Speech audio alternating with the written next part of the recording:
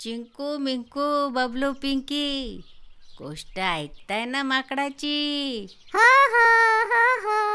एक होतं माकड, त्याचं नाव होतं बंटू.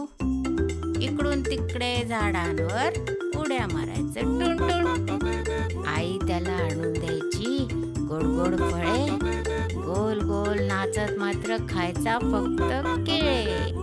आई म्हणायची, जंगलात जाऊ नको बरं लांब, वाघोबा असतो तिकडे.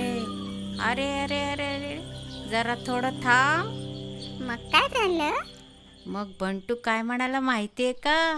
बंटू म्हणाला, मित्र माझा वाघोबा बरं का गाई, अजिबात मी त्याला घाबरत नाही.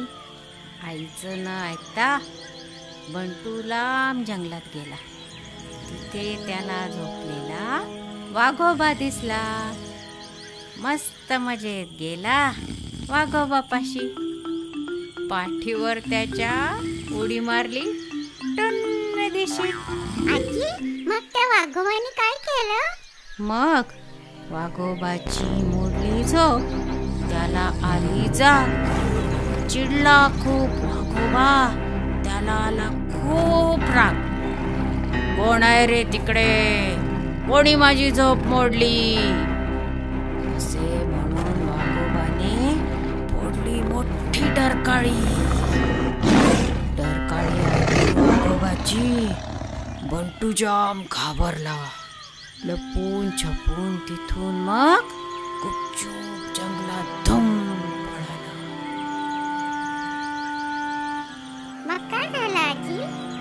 जंगलात गेला दूर खूप. लागली होती कडाडून भूक. कुठे आलो कळेना, रस्ता घराचा सापडेना. जेव्हा अंधार लागला पडू, आईच्या आठवणीनं आले खूप रडू.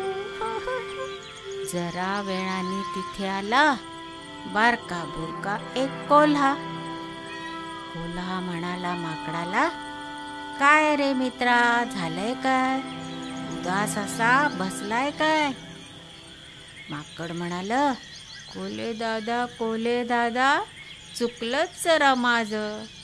सांगत होती आई तेव्हा ऐकलंच नाही मी तिचं. वाघोबाला घाबरून पळत आलो इथे. रस्ताच हरवला घराचा, सापडेना रे कुठे. घराजवळ आहे एक आंब्याचे झाड. नदी वाहते शेजारी, गोड गोड पाणी तिचे. सारे सारे ऐकून कोल्हा म्हणाला, जंगलाच्या साऱ्या वाटा ठाऊक आहेत मला. चल माझ्या बरोबर, दाखवतो तुला. कोल्ह्याने मग माकडाला घराचा रस्ता सांगितला. घर दिसले, आई दिसली. माकडाला खूप आनंद झाला. मग माकडाने काय केलं माहितीये? धावत धावत जाऊन शिरला आईच्या कुशीत. वाघे नाता शाणासारखा म्हणाला खुशी. मस्त मस्त. आवडली का गोष्ट? खूप आवडली आम्हाला गोष्ट. आम्हाला खूप आवडली.